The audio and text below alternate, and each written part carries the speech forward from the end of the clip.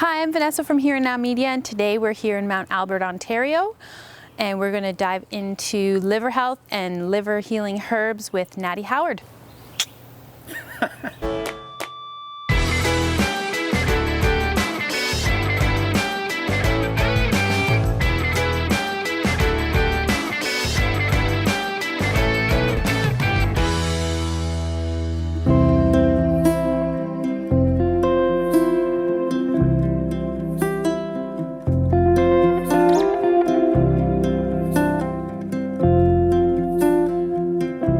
I used to work as a photographer. I used to print my own work in really large trays, and I was exposed to a large amount of chemistry over a long period of time. I know that I researched and I knew that the Tree of Life and Hippocrates Institute in Florida, they both do live blood cell tests to know what's going on in your body. And when I did that, it was enlightening. My heavy metal toxicity was extreme. I had levels of up to 600% above normal. I was 1 point below mercury poisoning, 1 point below silver poisoning, 1 point below lead poisoning. In order to release the heavy metals, we have to deal with the liver. We have to deal with the methylation systems of the body, because for most of us, we're being exposed to so much toxicity that we cannot manage. And I think the liver, we need to give it the tools to be able to detoxify itself. For me, chlorella, it's kind of open cell, broken cell chlorella was huge. Spirulina was huge. Wheatgrass and barley grasses were huge daily, as well as juicing daily. So for 10 years, I've been juicing 1 liter or 2 liters of juice a day, and that saved my life.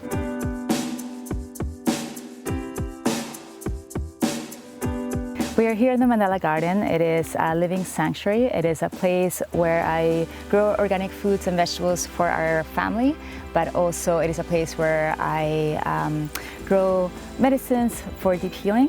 And it is a place of refuge, a place of deep meditation, and a place of communing and being in reverence with the earth.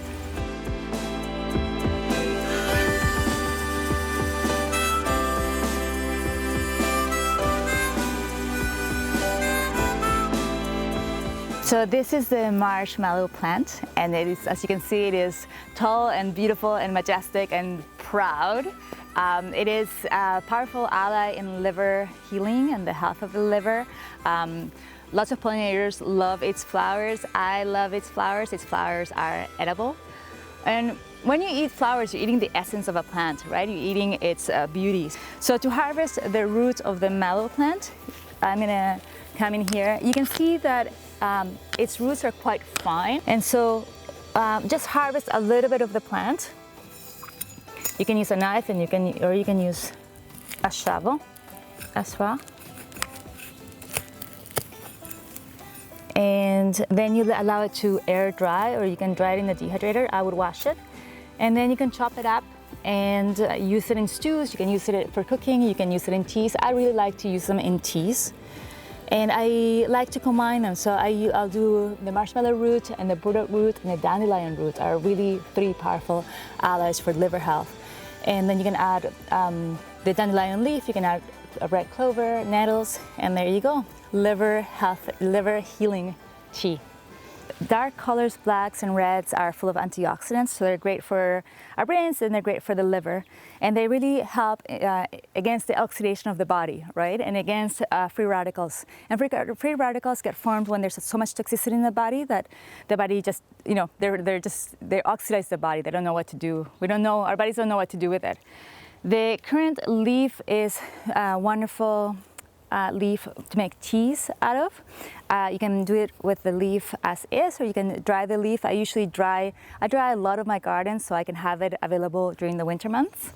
Thyme, it is a serious ground cover. As you can see, it can really expand.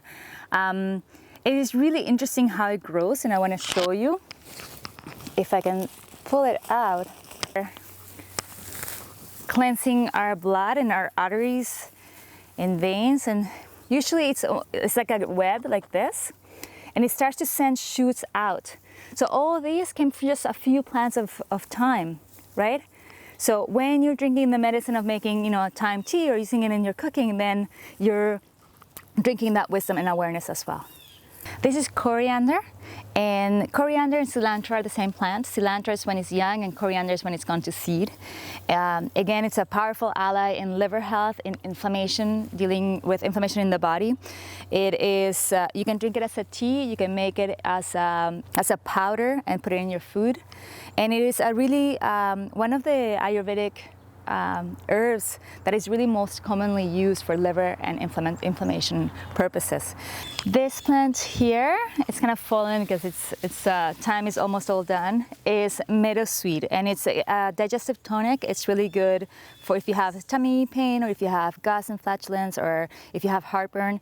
You can make a tea of the leaf just as it is, or you can dry the leaves. You can buy the dried powder of the leaf as well. And it is has a very subtle taste, very sweet, subtle taste, but it's really, really powerful. Thistle is a really powerful plant. It is a regenerative plant. It regenerates the soil, and we need healthy soil to grow healthy food, right? When we drink its medicine, it helps regenerate the body, it helps regenerate our cells, it helps regenerate our liver. The liver is the only organ that will regenerate itself, right? So why not give it allies that already are experts in that job, which is regeneration. Thistle is thorny, and you gotta wear gloves when you harvest it because it hurts. And I have a magic tool that I got when I was pregnant with my third, and I couldn't bend down and harvest the garden anymore. So this is what I use now to harvest my thistle. So this has 3 poking rods that go into the root system. And then you twist it. So it starts to cut their root. There we go, you can hear it kind of popping. And then you pull it out. That way I can hold it by the root and not get pinched. And then I'll wash it. The root of the thistle, you can also use it, but the medicine is really in the leaves.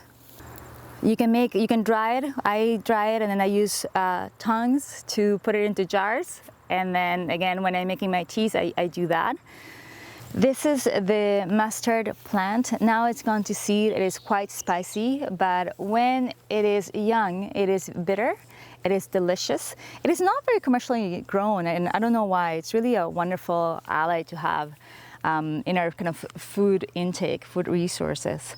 I love it. There's different varieties of mustard, and again, there's tender green, there's Mizuna, and then the more varieties you're able to get your hands on, you can ask your farmer friends to grow them, the better. These are radishes. I plant them. I don't really eat the radish itself. I let it go to seed, and once it goes to seed, it makes radish pods. And radish pods are delicious. They're not as strong as a radish, but you know, radish has a spice to it, but it is a blood cleanser. So it's a wonderful tool to have.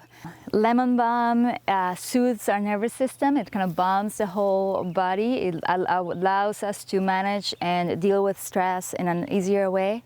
It also is a powerful cooling plant, and it benefits our liver.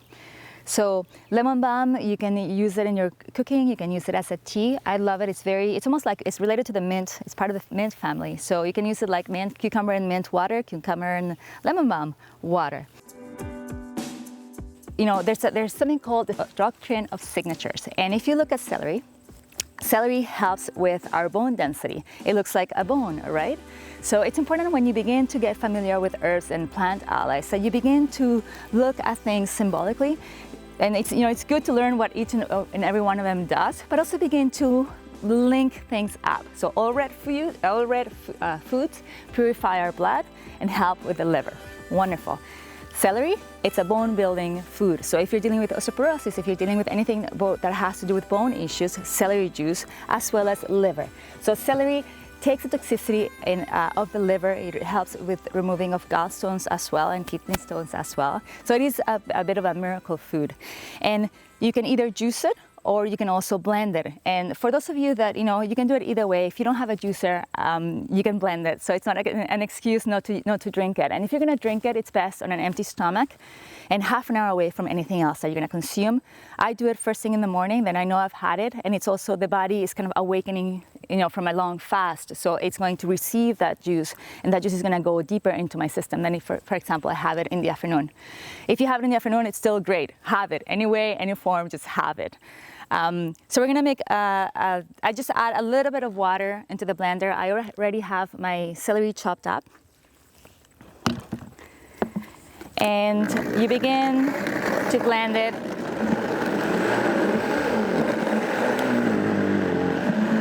And then you're gonna strain it through a nut milk bag. And then I'm pouring it. You can also use a strainer, but the finer the mesh, the better, the more kind of higher quality juice you'll get. If you get the fiber in it, the fiber, you're kind of kicking in your digestive system when you consume fiber. So it's not as healing as if you just drink the juice on its own. So it's pretty easy to do. And if you're dealing with serious health issues or serious liver issues or heavy metal toxicity, it is recommended that you have 16 ounces of celery juice on an empty stomach, or I would double it up. I would go to 32 ounces. And again, just bombard your body with goodness and self-nourishment. Celery juice. So good. So I've been drinking celery juice for a few years now, and my body craves it, just like wheatgrass. I wake up and I'm like, oh, I have to have it. And I wasn't always like that, but the first time you have it, you'll probably go, oh my God, no, thank you. And then your body gets used to it, and then you start to feel better. And there's nothing like feeling better, right? Health is the most, the most important thing that we have. Without it, there's so many things that we just cannot do. So here's to your health.